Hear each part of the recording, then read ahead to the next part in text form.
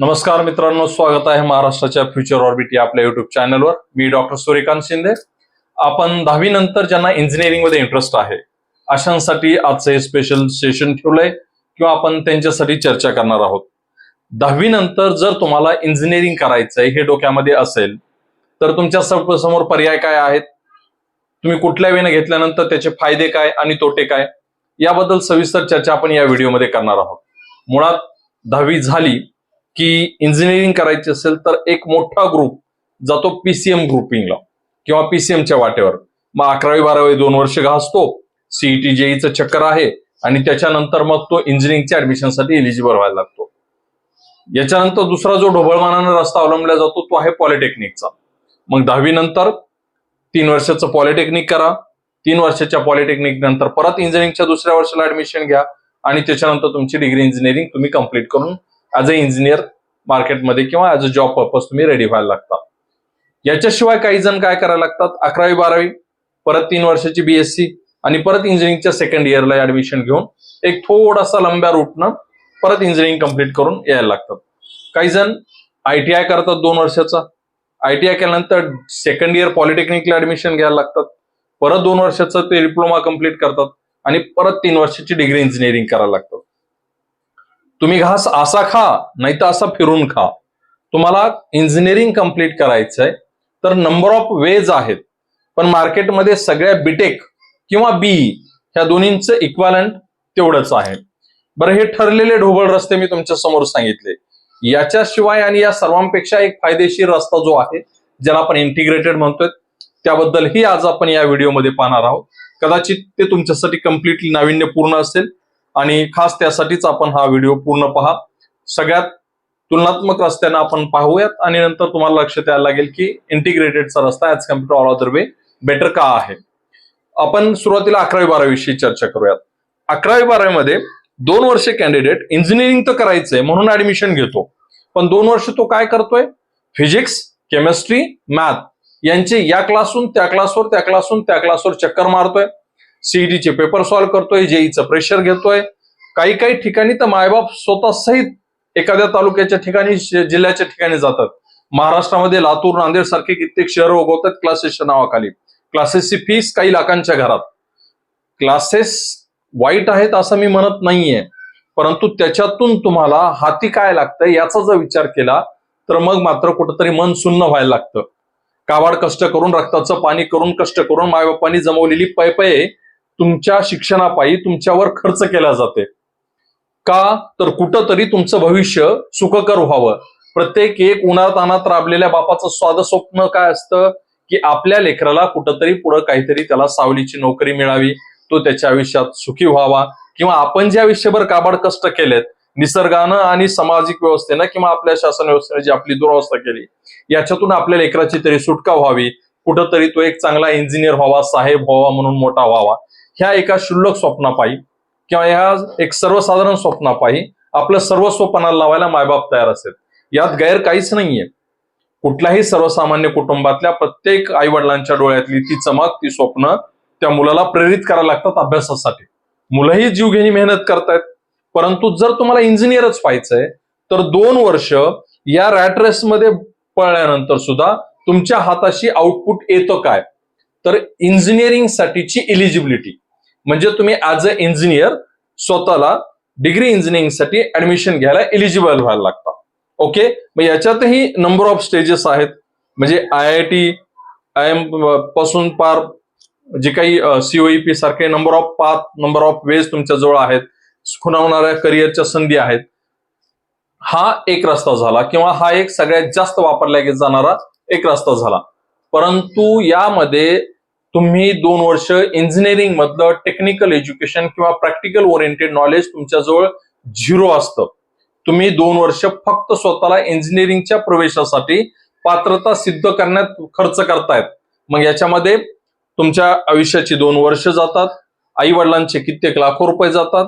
Simultaneously ह्या काबाड कष्टातून, या मेहनतीतून कधी कधी जर मनासारखा ग्रुपिंग नाही आला, सीईटी जेईचा निकाल नाही आला तर हाती परत पदरी निराशा यायला लागते आणि कुठंतरी नाउमेद होऊन तो तरुण निराशेच्या गर्तेत घुसण्याची एक दाट शक्यता असते.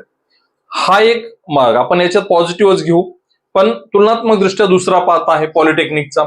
आता 10वीवर जो इंजिनिअरिंगला पॉलिटेक्निकला प्रवेश घेतो तो विद्यार्थी डे 1 पासून टेक्निकल नॉलेज गेन करायला लागतो. जो 11वी-12वीचा सगळ्यात मेजर लॉस आहे की 2 वर्ष त्याला प्रॅक्टिकल नॉलेज, इंजिनिअरिंगचं नॉलेज 0 मिळतं. तो इकडला प्लस पॉइंट आहे की त्याला 11वी-12वी पीसीएमची चक्कर नाहीयेत, त्याला सीईटी जेईचं टेन्शन नाहीये. तो डे 1 पासून प्रॅक्टिकल नॉलेज गेन करतोय, टेक्निकली स्वतःच्या स्किल्सला इम्प्रुव्हमेंट करतोय, डेव्हलप करतोय. And after the completion of diploma as तो ज्युनियर इंजिनियर बनतो किंवा रेडी होतो, मीन्स 11-12 पेक्षा जर इंजिनियरच व्हायचं असेल तर तुलनात्मक दृष्ट्या पॉलिटेक्निक हा प्रॅक्टिकली किंवा एक व्यावसायिक दृष्टिकोनातून जर विचार केला तर तुलनात्मक जास्त चांगला पर्याय आहे. पण जेव्हा आपण 3 वर्षाचं पॉलिटेक्निक करतो आणि नंतर डिग्रीसाठी बाहेर पडायला लागतो, डिग्रीमध्ये आपण डायरेक्ट सेकंड इयरला इलिजिबल होतो आफ्टर डिप्लोमा, आणि 11वी-12वीवरच्या ज्या जागा आहेत त्याच्यातल्या फक्त 10% जागा ह्या डिप्लोमा प्रवेशासाठी अवेलेबल आहेत.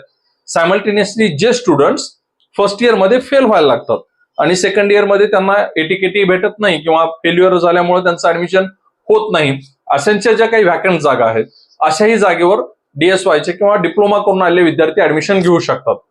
तुलनात्मक दृष्ट्या जो काही डिप्लोमाचा पास आउट कॅन्डिडेटचा रेशो आहे त्याच्या कम्पॅरेटिव्हली डायरेक्ट सेकंड इयरला मिळणाऱ्या डिग्री इंजिनिअरिंगच्या जागा थोड्याशा कमी आहेत. ओके, टाइम ड्युरेशन दोन्हीकडे सेम आहे. 11वी-12वीचे 2 वर्ष, डिग्री इंजिनिअरिंगचे 4 वर्ष, पॉलिटेक्निकचे सुरुवातीचे 3 वर्ष आणि डीएसवायला ऍडमिशन घेतल्यानंतरचे 3 वर्ष. म्हणजे इंजिनिअरिंग व्हायला दोन्ही रस्त्यानं 6 वर्षाचा काळ लागणार आहे.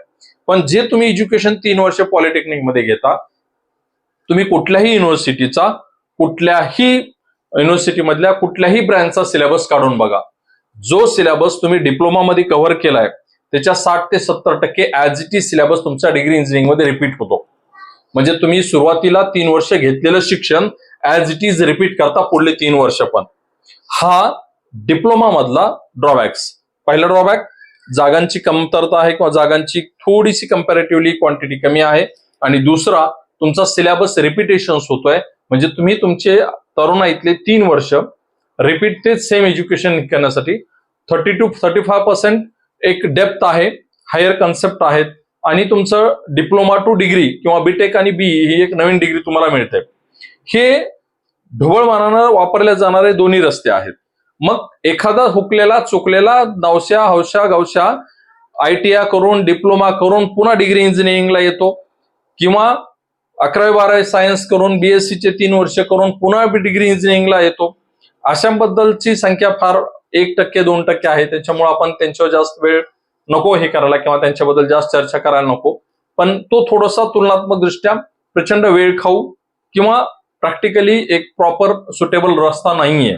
त्यामुळे जर तुम्हाला इंजिनिअरिंग मध्ये इंटरेस्ट आहे तर 11वी-12वी, पॉलिटेक्निक हे जे 2 रस्ते आहेत ज्यांचे आपण दोन्ही दोष पाहिले की 11वी-12वी मध्ये प्लस पॉईंट काय आहे, तर तुम्ही डिरेक्टली IIT सारख्या ठिकाणी प्रवेश घेऊ शकता, किंवा तुम्हाला डिरेक्टली जी काही एक ऍडमिशनची क्वांटिटी आहे किंवा जी काही सीट्स आहेत अवेलेबिलिटी ती तुम्हाला ऍज इट इज 100% एम्प्टी राहायला लागते ऑल ओव्हर महाराष्ट्र.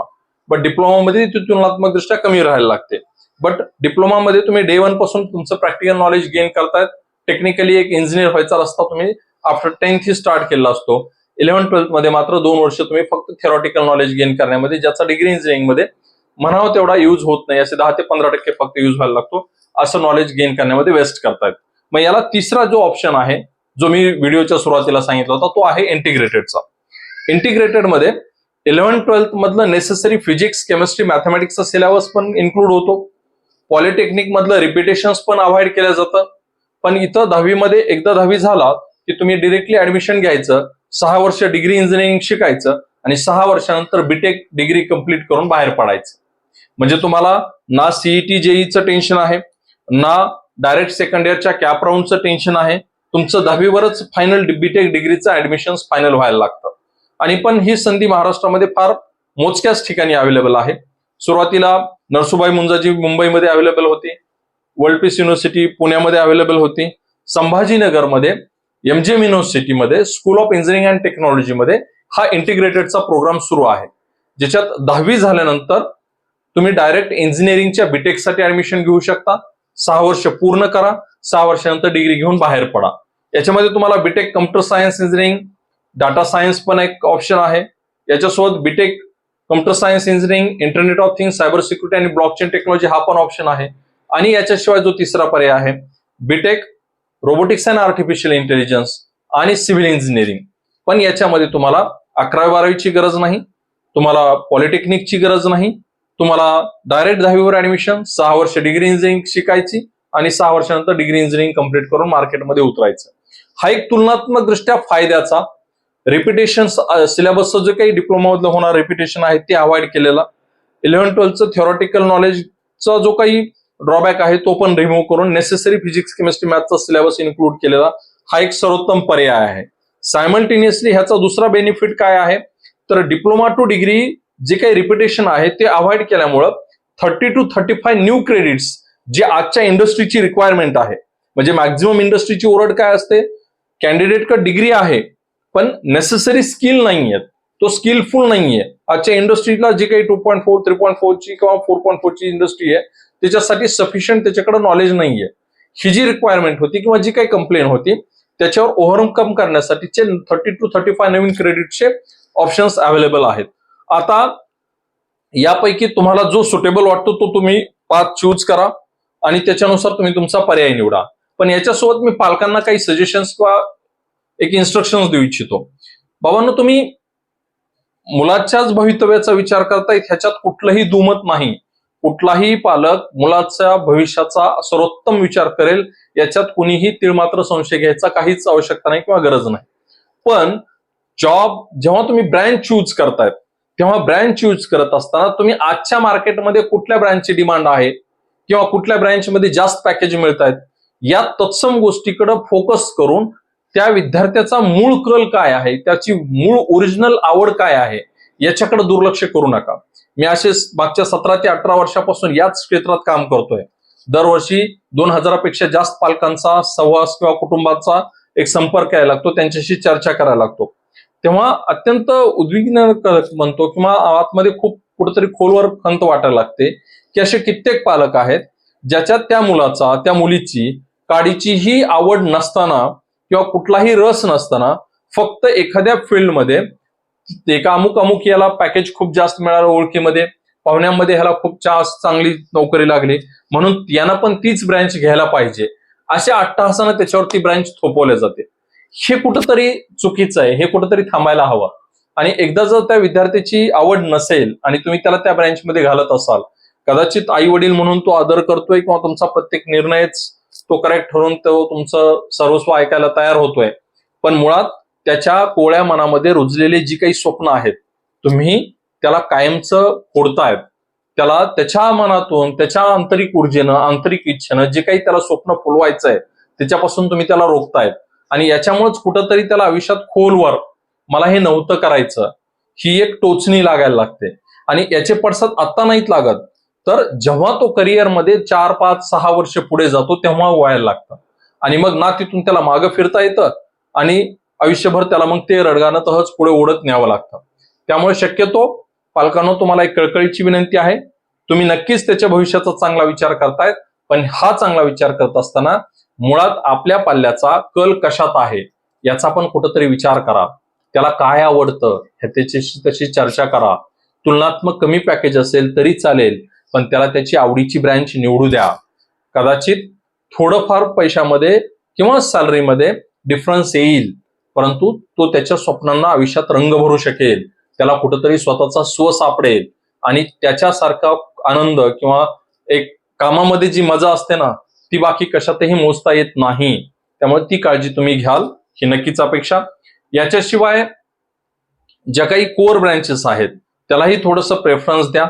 आजकाल डे बाय डे ऍडव्हान्स आणि ज्या काही आजच्या इंडस्ट्रीची रिक्वायरमेंट आहे त्यानुसार नंबर ऑफ ब्रँचेसची एक वेगळी ट्रेंड किंवा क्रेज आहे, परंतु बेसिक गोष्टींची कुठंतरी नक्कीच ही आहे. शेवटी प्रयत्नांना कधीही यश हुलकावणी देत नाही. तुमचे प्रयत्न जर ठाम असतील तर यश नक्कीच मिळणार आहे. आणि एकदा एखाद्या रस्त्यावर जायचं ठरवलं तर मन लावून त्याच्यावर प्रवास करत राहायचं, यश तुमचंच आहे. सो 10वी नंतर इंजिनिअरिंगसाठी जे काही वेज ऑप्शन आहेत त्याच्याबद्दल एक संवाद साधण्याचा हा प्रयत्न. अपेक्षा आहे की हा तुमच्या पाल्यांसाठी किंवा जे कोणी 10वीला आहेत त्या इंजिनिअरिंगच्या विद्यार्थ्यांसाठी पालकांसाठी ही माहिती उपयुक्त ठरेल. आवडली असेलच तर आपल्या महाराष्ट्राच्या फ्युचर ऑर्बिट चॅनलला लाईक करा, सबस्क्राईब करा आणि हा व्हिडिओ शेअर करा. याच्याशिवाय तुमच्या काही सजेशन्स किंवा तुम्हाला एखाद्या स्पेसिफिक विषयावर काही माहिती हवी असेल तर तुमचं नक्कीच स्वागत आहे. कमेंट करा, रिप्लाय नक्की दिला जाईल. धन्यवाद.